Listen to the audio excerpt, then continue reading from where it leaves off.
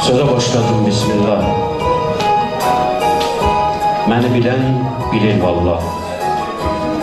Çeşməmin qaynağı Allah, yaradandan əmanətdir. Şeir ayrı bir neymətdir. Olarsa ehtiram bizə, bir nəfəsdir qəlbimizə. Şiirli gecələr sizə yaradandan əmanətdir.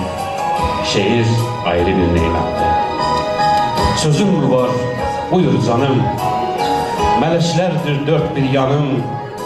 Çətinsə də imtihanım, yaradandan əmanətdir. Şeir ayrı bir neymətdir.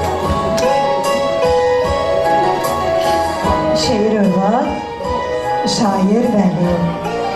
Boş sözlə etməyən dəli. Zərgərdir ərbabın əli. Yaradandan əmanətdir. Şeir ayrı bir neymətdir.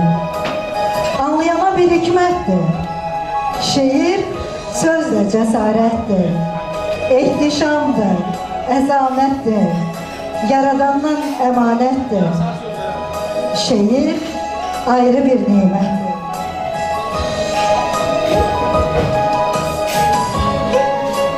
Göylərin uca qatıdır, gəraylıdır, bayatıdır.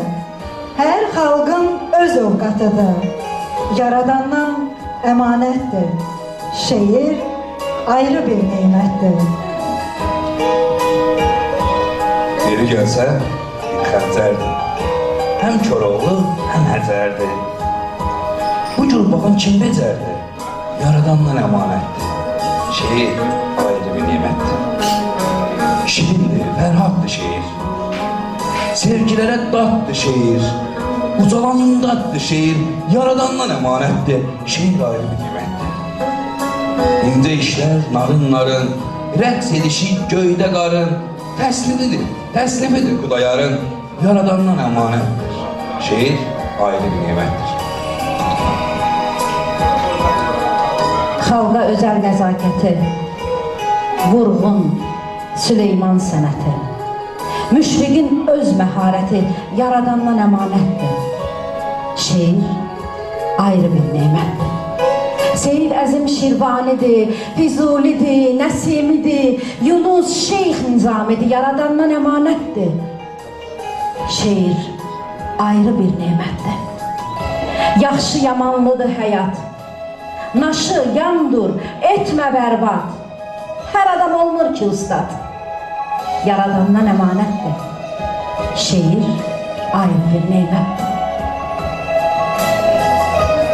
Məğrurdur şair duruşu, duyğuların toxunuşu, kainatın oxunuşu, yaradandan əmanətdir. Şeir ayrı bir neymətdir. Ən gözəl hörmətli şeir. Ruh səsi, qüdrətli şeir. Ne güzel sərvətli şeir, yaradandan əmanətdir. Şeir ayrı bir neymətdir. Al ustadlar yanında, bitməz qaim bostanında, Rüstəmdir pəs dastanında, yaradandan əmanətdir. Şeir ayrı bir neymətdir. Başqa aləmdir, quşudur. Tam nişangah vuruşudur. Elifin ilk duruşudur, yaradandan əmanətdir. Şeir ayrı bir neymətdir. Duyğun möhtəşəm qadının, yazdım, oxunsa adındır. Şeir nazlı bir qadındır. Yaradandan əmanətdir. Şeir ayrı bir neymətdir. Nədir ilk yaranan? Qələm. Sonrasıdır küllü aləm. Mən qələmə aşiq ələm. Yaradandan əmanətdir. Şeir ayrı bir neymətdir. Yalan değil, əsl, sahi, Peyğəmbərə gələn vəhi, sərrafları bil ki dahi, yaradandan əmanətdir. Şeir ayrı bir neymətdir. Şeir ayrı bir neymətdir.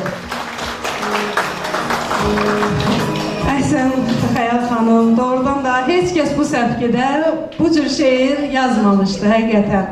Var